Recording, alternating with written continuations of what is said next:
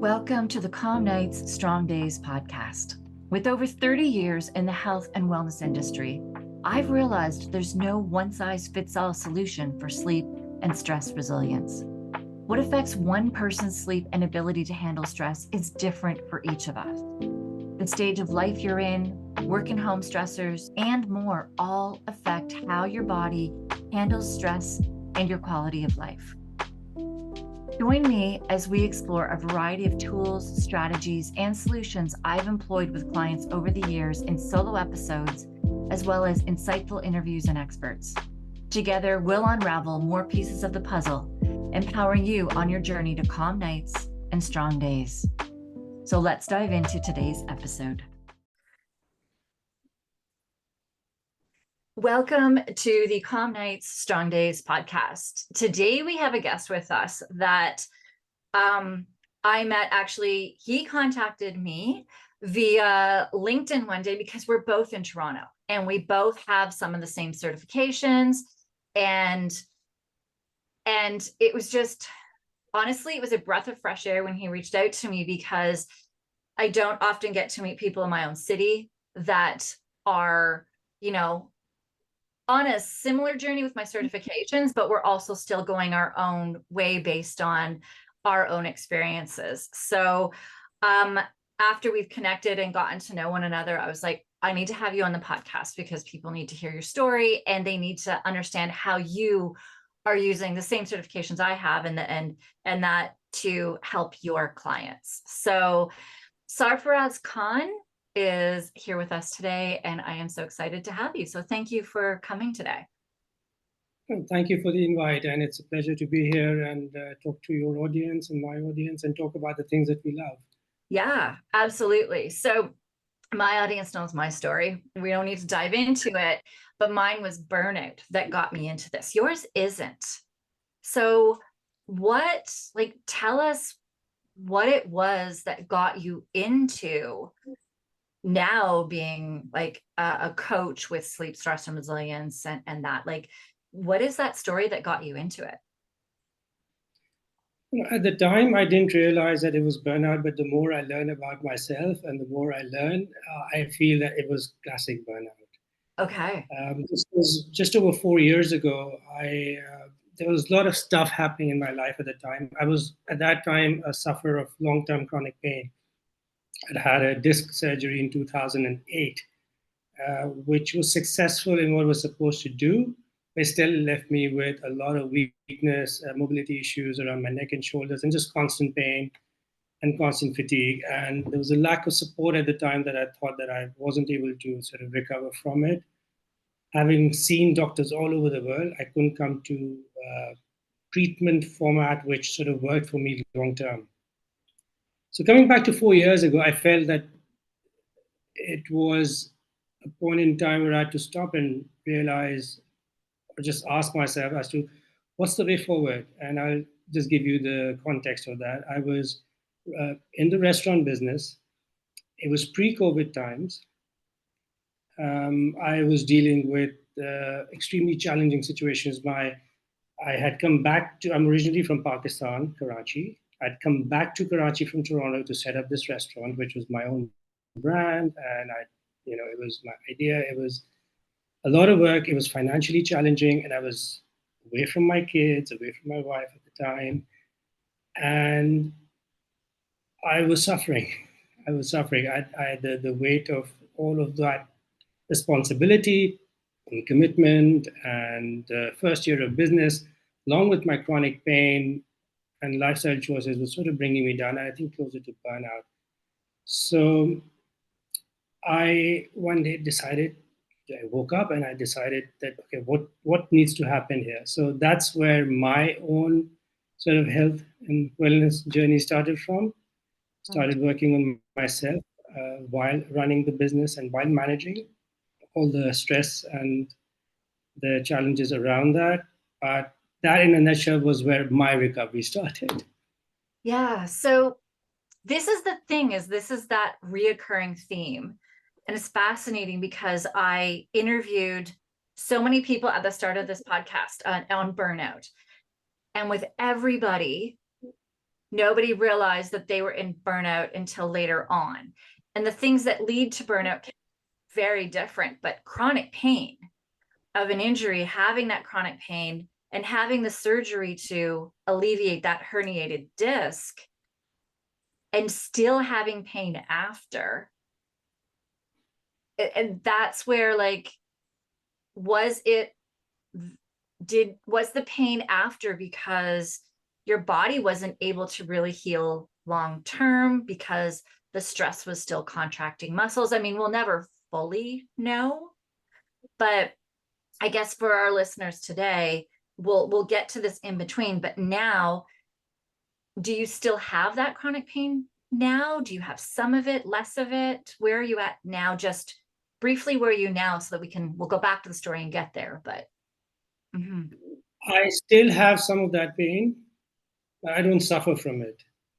In fact, So, I think I'm currently the strongest physical version of myself that I've ever been, even when I was a kid or even when I was a teenager. So it's been a lot of work working on myself, and there's a lot of stuff that I've learned across, and it's holistic. It's not just getting stronger physically. It's been working on my breath. It's been working on my nutrition and learning, and in the process of learning, using that as a medium to heal myself, but then also to work with clients and work around their challenges. So the pain is still there. Some element will continue to. It's like I'm chasing the pot of gold at the end of a rainbow, but I get closer to getting stronger, and it doesn't debilitate me at all in many ways.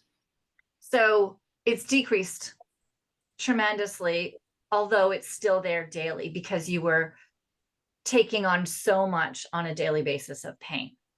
And now it's not ruling you every day. Yes, that's well said. It's not ruling me. It's not affecting my moods. It's not affecting my relationships. It's in fact, it's not there. I know it's there because I've been with it moment to moment for so many years, and that's something which I am mindful about, because even thinking it's there, that's what the new literature says on chronic pain. That even thinking about it can sort of spark the same, the same sort of neural circuitry, which will say, oh, there is some pain there. Yes. There is some limitation. There is some limitation on my neck mobility, which is I don't have a disc, so I have learned to accept that. But I'm just amazed at the body's ability to heal and get stronger. And I'm in my late 40s, at 48, to say that 4 years ago I couldn't do 3 push-ups or carry grocery bags or check my the blind spot in my car. It would hurt, and it's excruciating, and it's can't really tell anybody because like you look fine. Yeah. Now none of that stuff bothers me. I'm actually yeah in good thriving physical condition. Yeah. That's amazing. And that's where, and I too, I'm 50. And the thing is I feel stronger and better at my age as well. I mean, my second burnout crash was when I was pregnant with my one son when I was 39, almost I was just before I was 40. And like, yeah, I feel stronger and better than I did then as well, through all the things we've learning. And and this is where you and I connected as well, is it's not just one thing, right? There's so many things. And that's where I so wanted you on here too, is because out there's all of these people now that are saying, oh, I can fix this. I can heal you. I can do this. And there's not one solution that, like, there's always many different pieces that are going to help an individual. That one solution is never going to be the same for everybody. And it's rare that one person with all of their skills and tools in their tool bucket are going to be the only solution as well. So that's where I think you and I connected so much on this. And that's where, so let's go to the next step of your journey. You were sitting there and you're like, something needs to change. Something has to change. Yes.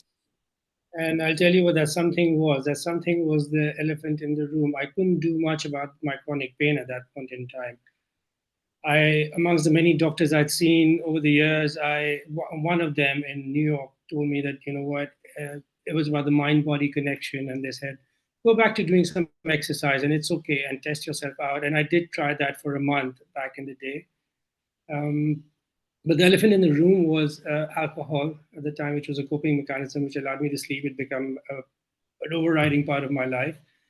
And I had to stop at that point in time. So I decided on my own. And then, you know what, energy returns. And a week later, I was talking to a trainer who specialized in rehab and started working out. So I don't think the second was possible without the first, because sort of, Mhm. if you don't have energy and if something is draining you, then you can't just go and say, I'm going to go to the gym. The mindset change happened with the physical changes first. Yeah, I was reading something So, yesterday. Yesterday, somebody said that that the opportunities are there, but they don't present themselves until you're ready. yes, Mhm. yes, it's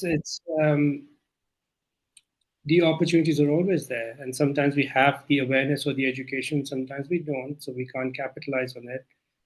But knowing isn't enough. It just something clicks, and it was internal. Yep. I'd heard voices from my environment. Obviously, people around you do tell you.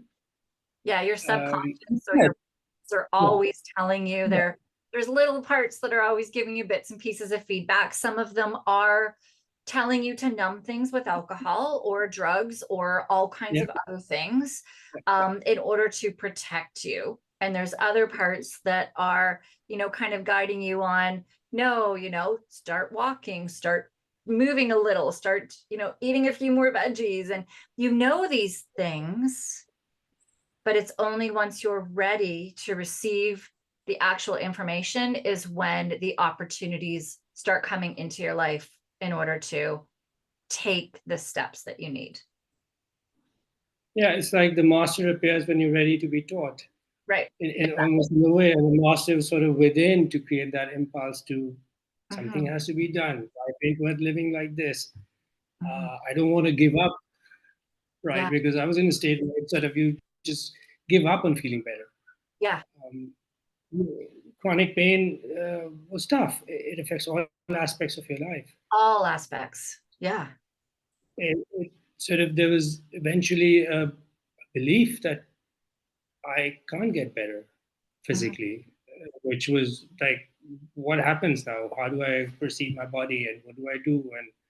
And then there's obviously my restaurant and my work and my relationship challenges and money and surrounding things. So I'm glad that whatever that's where the change started. So I started working out. Automatically, there was no alcohol. I was eating reasonable. I was always into nutrition. But I was in the fried chicken business, not necessarily for somebody who becomes a nutrition coach is going to be proud of saying that. But that's what I was. It was, um, but I was eating home cooked food mostly, less processed food mostly. I was into food and nutrition for a very long time since I got into chronic pain because I realized my movement would be limited. So I was looking at nutritional fixes back in the day, learning whatever I could, right or wrong. So that was an area of interest of mine. And I went to Toronto at that time. I was still in Karachi, shuttling back and forth. And and COVID happened, and I got stuck for 4 months there with my family. So not stuck, but my business was here in Pakistan at that point in time. And I was like, my God, what do I do now? So that's when eventually I had to close down my restaurant business, and I wanted to figure out what I should do next. I did not want to get into the food business. It was still COVID times, and it felt right to sort of relearn and retrain myself. And I thought of doing life coaching certification at the time as a means of using all my experience and knowledge and my lived experience and using that in a new career path. As Mhm. I progressed, I figured out what my niche would be. And the topic of health always came up because that was my journey. My journey wasn't working in the corporate environment and coaching people on career advancement for that matter. I think the more I self reflected, it was about health and it was how much better I was feeling and what actually energy meant. And like over the years, I'd like tapped my friends' shoulders and their traps and said, isn't this tough? Doesn't it hurt you ever? I said, no, it doesn't. So it's good to be in that space where it doesn't. And I was a complete geek. Kid in the candy store, I wanted to learn everything Yes. on how to optimize my, body, my thoughts, my brain. Was back in the learning space, which felt awesome. So that's in a nutshell. That's what it was. I got into breath. I got into every thing that was exposed to me, and then Mm. certain things I've picked up, certain things I've gotten certified in, so I can work with my clients and guide them through the process as well. Yeah. So a couple things that you just said there as well is, so when we are in a burnout, when we are in like chronic pain, when we are in those moments where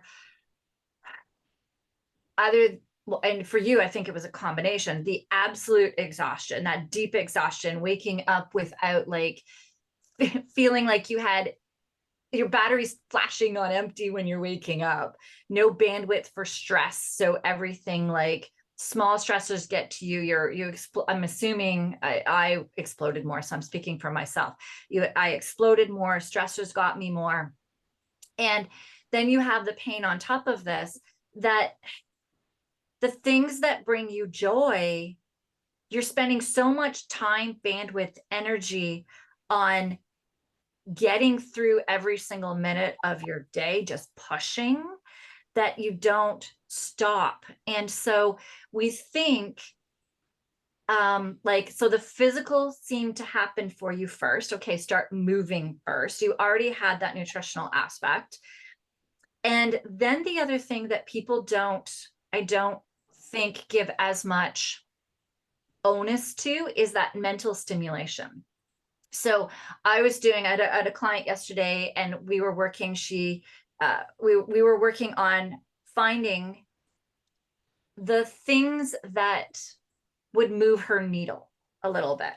So the things that she found, and I'm like, what is, and I give one category to people. So there's always, well, there's different categories. There's like your physical, and then what is going to mentally stimulate you. And for everybody, it is different. And the thing is that when we get that spark of that mental stimulation, we see this with kids too, kids that are bored in school, told what they have to study, told what they have to do. I mean, my audience knows I'm homeschooling for a reason as well. My son wanted to leave because he wanted to do more science and math.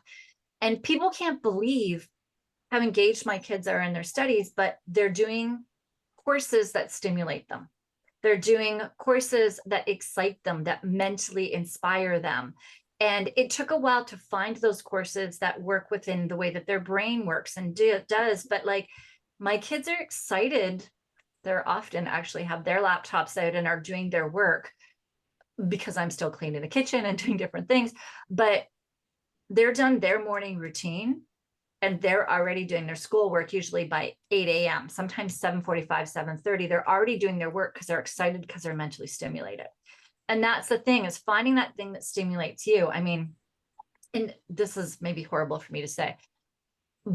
When I was personal training, I struggled to study a lot of personal training stuff as much. I didn't want to dive into all that as much, but like, I can't get enough of sleep. I can't get enough of stress. I can't get enough of breathing. I can't get enough of like studying this IFS stuff. And I'm diving into executive functioning stuff because of my son, but I'm bringing that into what I do with clients too.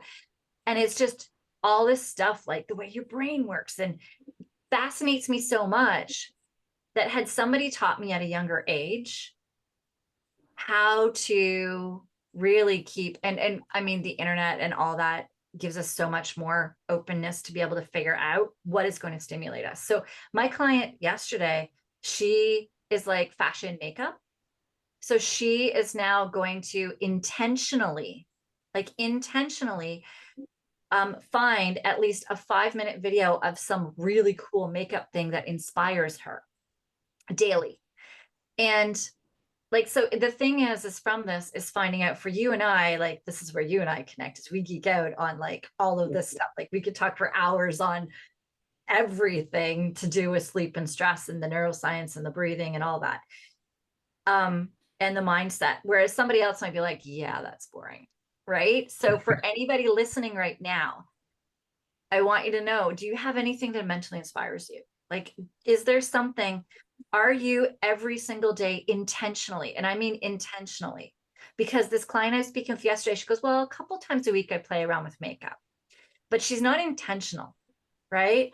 She's not intentional, like, hey, I want to create this really cool look, or I want to try this, or it needs to be intentional on what you're actually looking for. So every day, do you have something intentional? Because what we find is the people that are depressed, the people that are struggling on a daily basis, the people that are burnt out, don't have the time, bandwidth, or energy.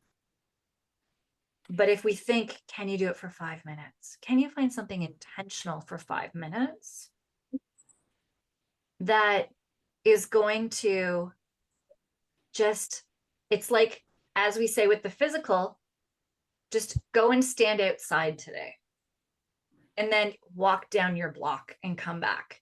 And this is where this is 5 minutes of something intentional that's going to stimulate you. Not just hopping on YouTube and going, hey, this is a funny cat video, or this is making me fun. Like, I like watching this person.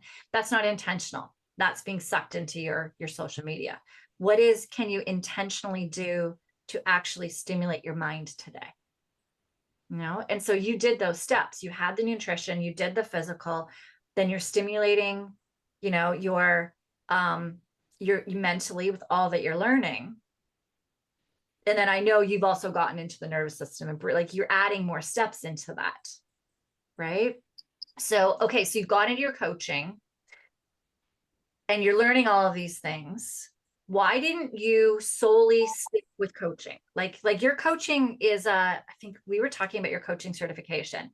How many hours of like client work did you have to do before even being certified with that one? That was over 100 documented client yeah, hours to be editor. Yeah, right? this was by the International Coaching Federation, by the ICF, which is sort of the gold standard for coaching in the world. It's one of the most recognized bodies.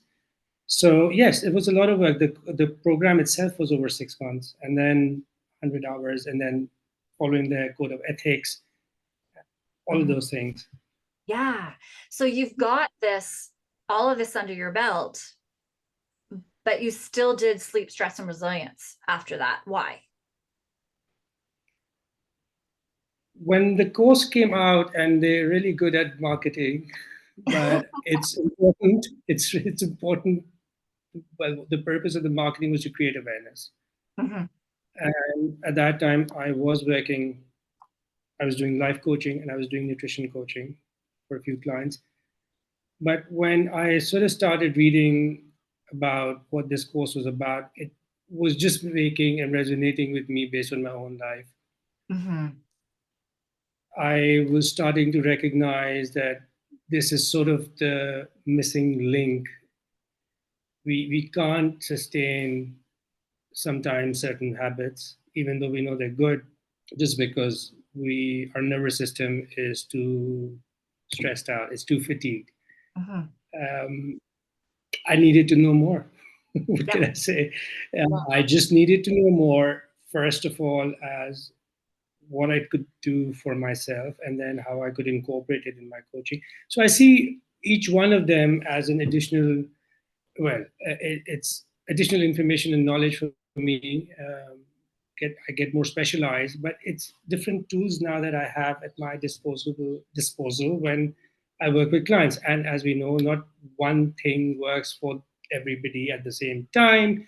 So it depends where the client is coming from, what are they bringing, what is the real challenge that they're facing in their life at this point in time when they come to me, and to be aware of what's possible, in which direction to lead them for the best outcome at that point in time.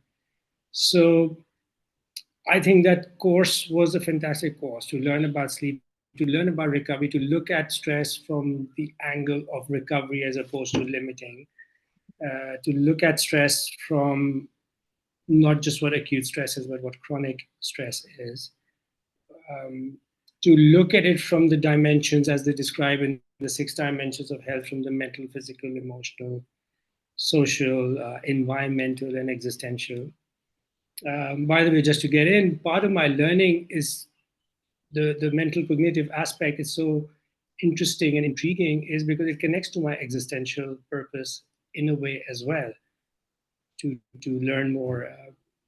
So yes, I thought that was literally the missing link because what I would see with clients was that we could talk about the fact that movement or moving more was better. They would make a plan, and I would be the accountability partner. But the conversations, the underlying message that was coming to me was that just couldn't do it, didn't have the energy, and and that's a fair point. You can't trivialize that statement. Not at all. Well, Right, you're right, saying and we can't we cannot trivialize it. Absolutely. The problem is that yeah, it's normalized. And that's yes, the bad thing is that the exhaustion people are feeling, the way that they're pushing, it's so normalized. I'm like with kids, the amount like COVID was fascinating because people were working from home and not commuting anymore. And then they started realizing how early they had to get their kids to early daycare, to get to school, to pick their kids up from late daycare, to then have dinner. And those stressors, I mean, there was absolutely other stressors for them during COVID, but they're also seeing those stressors and then realizing like our life. And then there's this expectation that you have your kids in activities almost every single night. And you're never, it's just this normalization that you should be pushing every second of the day. And if you're actually sitting and relaxing and able to relax when you're relaxing, that is not common. Like, I recall somebody saying to me a long time ago, is like, what do you do with your time? Because I worked from 6 to 3 when I worked in the gym. Like, what do you do after 3 o'clock? I'm like, there's tons to do. Like, I relax. But he couldn't imagine if he wasn't working what he would do. And I'm like, sometimes I mm, just go for a nice little walk in the park. Like I was single and young. But it's like sometimes I'll work out, sometimes I'll just cook nice meals. Like that's kind of that art of just slowing down has been lost. And absolutely, as you say, we should not trivialize the exhaustion that people are pushing through. It is real and it should not be normalized. Not at all. Mhm. yeah.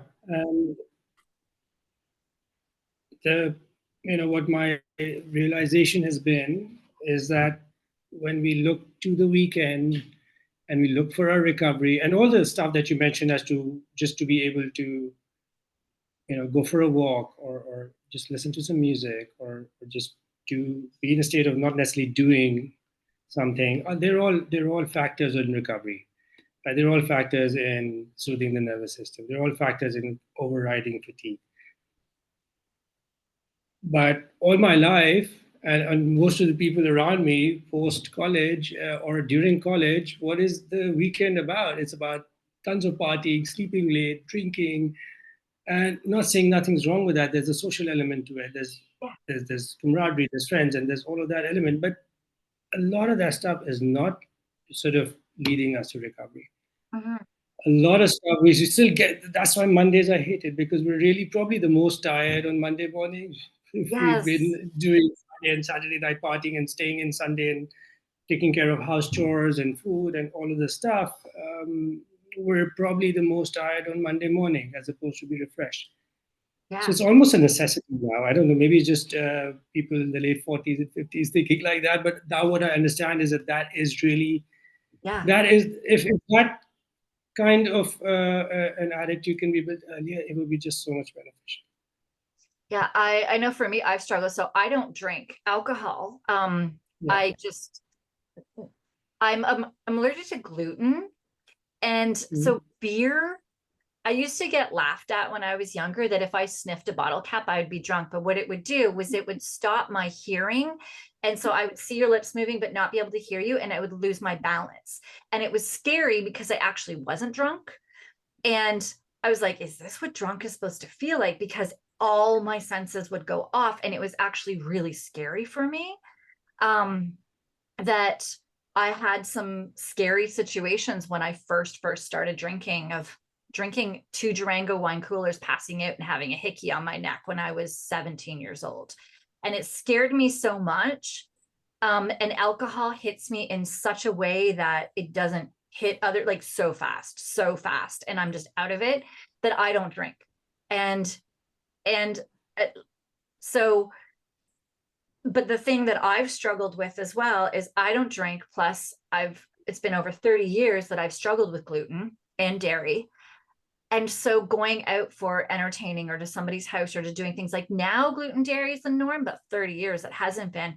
That I've struggled socially because, as you say, it's like, hey, let's go drinking, or, let's go and eat all of this food. And I would just feel so gross after, and so bloated, and beyond exhausted. Like, it's just, gluten hits me hard and fast, and so does dairy.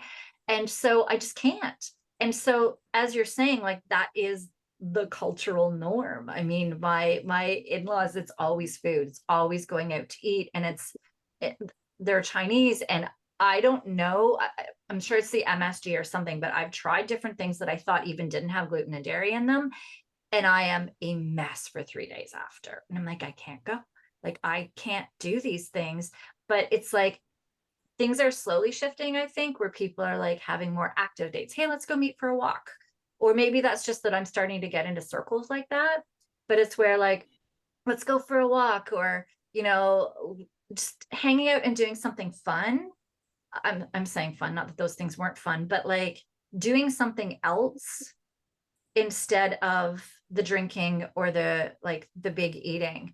And so I'm not sure if I'm just seeing a shift because I'm starting to connect with people like that, or that there is a shift happening. But yeah, that has just been our culture. That's our norm, is to do those things. And yeah, it's been hard feeling like an outcast in that my whole life, and watching everybody around. But then I'm not the one feeling like crap on Monday, as you're saying as well. True. I Right? think, yeah, it's tough. It's tough, right? You're expected to work. We have to work. The number of hours are quite a few. Mhm. We have other responsibilities. There's a child in us who also wants to be entertained and have your own time away from the work, away from being directed exactly what to do. If Mhm. you're an entrepreneur, you probably, people work more than if they're employed, because you've got to manage, wear all the hats. I know that from my restaurant experience and before. You've got extra responsibility because it's your money on the line and other investors. Yep. But I mean, it's difficult. Where are the rewards coming from? I feel is also very important. Where's my dopamine hit going to come from as well? What I'm realizing now is that for me is that not that I is that waking up fresh or reasonably with reasonable energy, at least at least 6 to 7 as a benchmark. I think that is the reward, and that's been a change in my thought, my focus, my sort of mindset, and because maybe I just woke up for so many years with the energy of 2 or 3 for so many years that for me is the prize. And and it doesn't mean that I don't sometimes sleep late or I don't go out, and I know that it's a challenge. But that's what now is what's interesting. And how do I moderate? How do I manage? What's really happening? How can I be more true and in tune with what my body is actually trying to communicate to me, Yeah. as opposed to what I should or would, or let my ego run the show. So yeah. Yeah. And it's hard because, I mean, as I was saying, I was excluded from all that. So I didn't have the social aspect felt like it was missing. So it's having that balance, right? If you enjoy seeing your college friends and you guys are all going out and you have a great time. There's nothing wrong with that. It's just understanding where your energy is going to be the next day and plan your next day accordingly. Right. Yeah. And knowing you don't do that before big projects, before signing contracts. You don't do it, before big events that are happening. Do it after if you want, and enjoy it and celebrate it and have those. But you may find that you dial them down a little bit, or you do them a little bit less, or you find a way for it to really work for you so that you can still feel good most of the days. And as you're saying, like a 6 or 7 out of a 10 with your sleep is a great success relative to how you used to feel with your chronic pain and with the alcohol and with all of those things. Like, that's huge. And that needs to be celebrated. You actually don't want to be a 10 every single day, because this is the thing, like I've learned, like with Whoop as well, is you need to have some stressors in your life. So even if that's physical stressors. So like with Whoop, it tracks your daily strain score. And if you're doing like a really tough workout one day and really pushing, or you have a project that was really mentally pushing you, you will have a higher strain that day. And the next day, your recovery score will be a little bit lower. The key is, when does it increase? When does it come back? So does it go back up the next day? So yeah, having 100% of anything means that you're probably not stressing your body enough, or you're not socially engaging enough, or, like there's something. So you're never going to be 100%. The goal is for going for maybe hitting those buckets that you said that are part of the SSR, the sleep, stress, and resilience training we did, where you're hitting like the physical, the environmental, the existential, the social, like the nutritional, like you're hitting all of the buckets that are a part of it. And in ways that make you feel good. Yeah. Makes you feel good and in line with what your goals are, in line with how you want to live life, what's important to you. Right. I think that those conversations become the crux of the coaching conversations, to figure that out as a thought partner with your client, and to question deeply as to what they might not be thinking of or what they might be thinking of, but leading to really sort of more deeper awareness as to what's the plan that is going to work for them based on what they want in life. And I think what we talked about, the weekend recovery, and how we might be living our lives differently at this point in time and seeking different avenues, I think it's a matter of choice, but I think it's important to talk about it so there's awareness around it that there might be a choice. There are people I know who have done extremely well, college friends of mine, and they had to, like one friend of mine, he decided to have extremely strict boundaries a long time ago. It was really hurtful to some of us.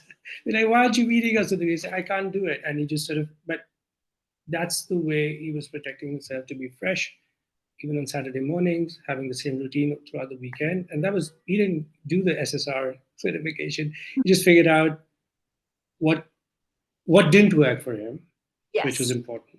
And then it didn't matter what people's expectations were, because this was more important to that person. And I think that's really the crux there, as to what do you really want, and can we be honest about what's affecting you in what way? Yeah. And what will make you happy? Like, yeah. Sometimes people are like, well, I know I should do this, this, and this, and like, but will that make you happy? Right? Will that make you happy saying no to your friends every single time that they invite you? And if you are an extrovert and that is a big part of your system of keeping you regulated and energized, then that is not going to make you happy, and that is not the choice for you. Whereas an introvert, where going out frequently actually pulls their energy and they need more time to recover, then saying to them, you need to get out more, is going to be the opposite, right? So it's so individual, and what's happening in your family, what's happening in your health, what's happening in your career. Like, so many factors to consider that, like, you take two individuals in a household and what each of them would choose and need and are going to go for is going to be different. Yeah, it's almost like you can't be, being on a very restrictive diet short term. Mm-hmm. It's not going to last. So you got to give in somewhere. And actually, the body likes it. Like even the example that you gave of, you don't necessarily want to be at 10 every time in the morning because that would mean that you're under stress in certain areas. And I would say that being under stress in certain areas might in itself become a stressor Mm-hmm. because of the Yes. lack of purpose, lack of desire to what's going to happen next, and which might mean that we might be sleeping in a lot more, but nothing is sort of creating that excitement and thrill in our life as well, which has its own drawbacks. So yeah, Mm-hmm. the balance of what makes us happy, what's the purpose, what's the connecting dots, what's happening around us. It's a lot of stuff in there. So doing all of these certifications helped me just get a much better, deeper understanding on looking at it from all of these levels and layers. Yeah. And so the one we didn't talk about as well is Auction Advantage, which I don't have, and it's one that I've Yes. years. I don't know why. Honestly, for probably 4 years now, I've been like, I should take this, but like I'm doing IFS, executive. There's always another certification that I keep doing instead of it. And I don't know why. So enlighten us a little bit more about like, so Auction Advantage is performance, teaching about breathing with performance. So do you want to dive Uh, into or Yeah, sure. So Oxygen Advantage has an element which is performance based, but at its core, it's about foundational breathing. It's uh-huh. about functional breathing, how we breathe every minute, every day, when we're awake, when we're sleeping. Uh-huh. So it's it's based on the premise and the research, which is that what is our well, two things are there. Number one is that most of us are chronically overbreathing. So just like anything with the human body, too much water, too much food, of anything, chronically overbreathing means that we're breathing in excess of our metabolic requirements. Uh-huh. We're breathing through the mouth on a number of occasions, and there are reasons why that's not really the right way. The nose is for breathing, the mouth is for food. And what are the challenges that happen based on understanding the physiology, the chemistry, in the body as to what does chronic overbreathing do to us in our everyday life. So it's about functional breathing, which is the most important thing. We're breathing, over 10,000, 12,000, 15,000 breaths a day, depending on uh, what our respiratory rate is, how often do we breathe. So it's based on the fact that most of us are overbreathing, and there's a way to test that. And what's the link between breathing and energy, breathing and sleep, breathing and stress? And we look at a dysfunctional breathing pattern, which might have now become a habit, which might have become a physiological habit. It's become a sort of a brain body habit. And I'll give you an example. So if you were to visualize a person who's really stressed versus a person who's really calm, what do you think would their breathing patterns be? Yeah. Are you asking me? Okay. Yeah. Yeah. Because I guess yeah. So for those that are listening, yeah, like so, and I talk about this a lot too, is the mouth versus the nose. Instantly, if you see somebody's breathing through mouth or in their sleep, if they're snoring, you know, um, dry mouth, all of that stuff, we know that they're breathing in their stress nerve. We know that they're stressed. And the nose, so those are the first things to look at. But then also there's all the checking their chest and those things. But I guess for the audience as well, because you and I would go dive deep when we're looking at somebody and we could look at someone and go, oh, look at the restrictions in their chest, or look at how their ribs are restricted. But for the audience here, it would be nose and mouth would be the main things. That's what I'm thinking. Is that you tell me? Right. So that's one. Second, the person who might be extremely stressed at that point in time because they're under threat, there's a Mhm. fight or flight response. response. Your sympathetic system is on. You might be breathing hard. Mm-hmm. You might be breathing very fast. Mm-hmm. You might be taking some massive amounts of deep, like a lot of volume of air. Yes. Uh, Whereas somebody who's an elite athlete would be very calm. Their breathing would not be noticeable. Mm-hmm. Person stressed might be breathing a lot through their upper chest. Yeah. So it's about hard breathing versus soft breathing, Yeah. low and slow. So what's recommended, and what the functional breathing patterns are about: the low and the slow and the deep. So the first two deal with the biochemistry, which is changing the physiology. So taking less air in per breath.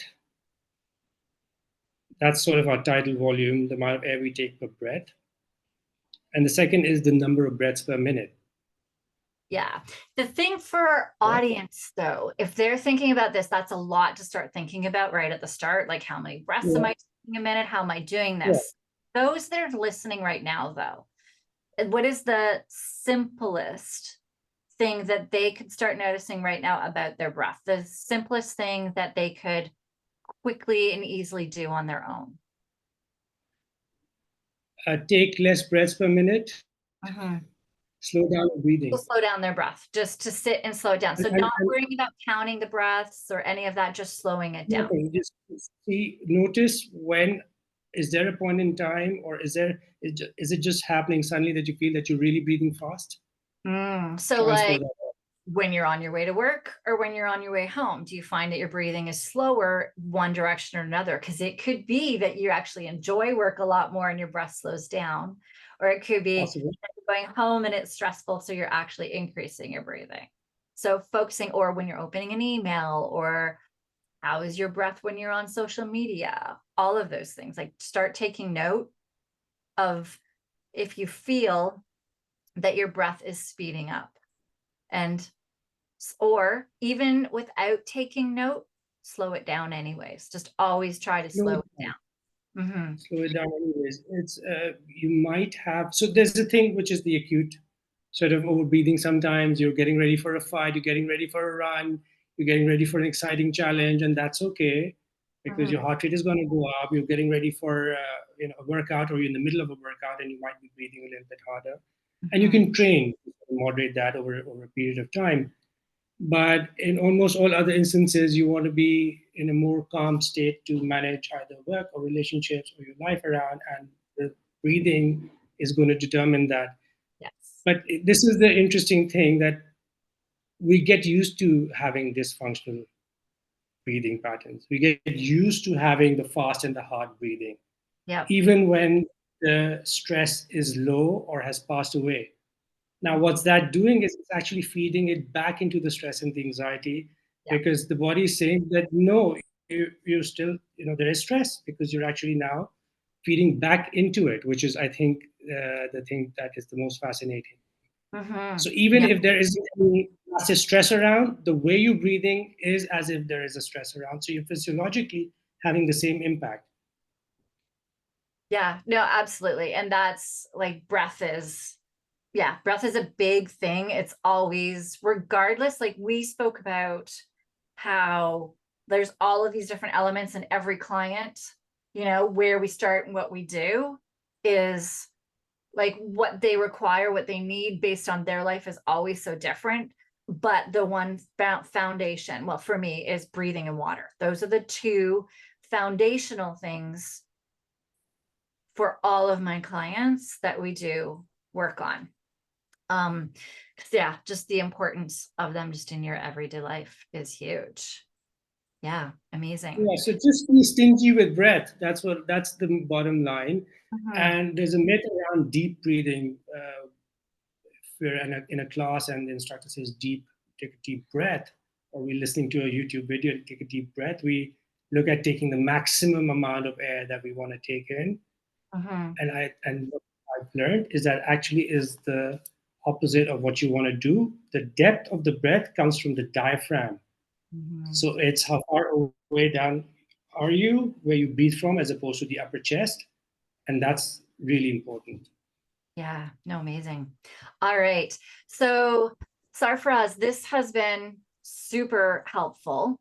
Before we go, is there one thing that you feel that our audience needs to hear that um, will either help them with their sleep and stress, or um, take some pressure off them, or anything? What is one thing that you can tell them about that they need to know today? Well, number one, it's never too late to change or to work on yourself. The body and the brain are just incredible, and there's always capacity to get stronger and to learn and to improve in whichever way you want to. Mhm. So, uh, as we as we get older, I think having that intention of where you want to put your energy is extremely important. Yeah. And the one tip would be, having learned about nutrition and coaching and mindset, is really the breath, because that's something which is with us Yeah.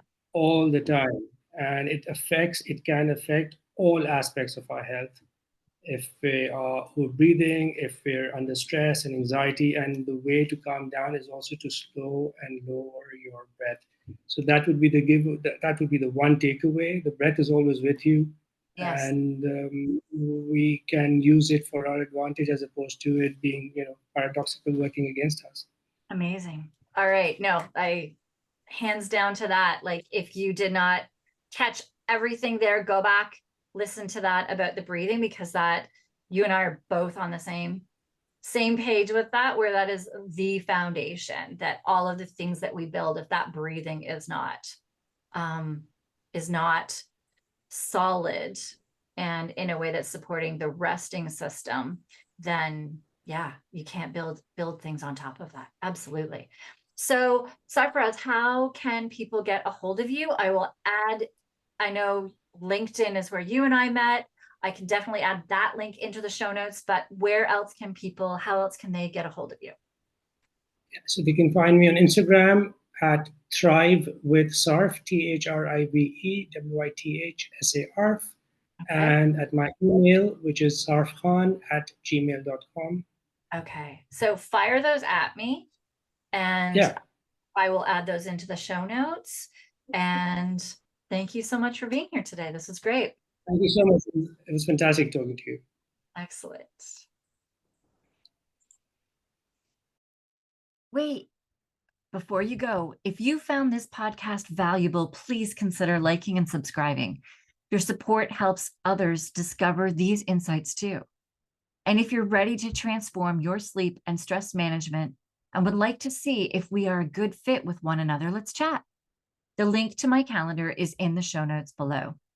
Let's connect and start your journey to calm nights and strong days now. Until next time, sleep peacefully and stay resilient.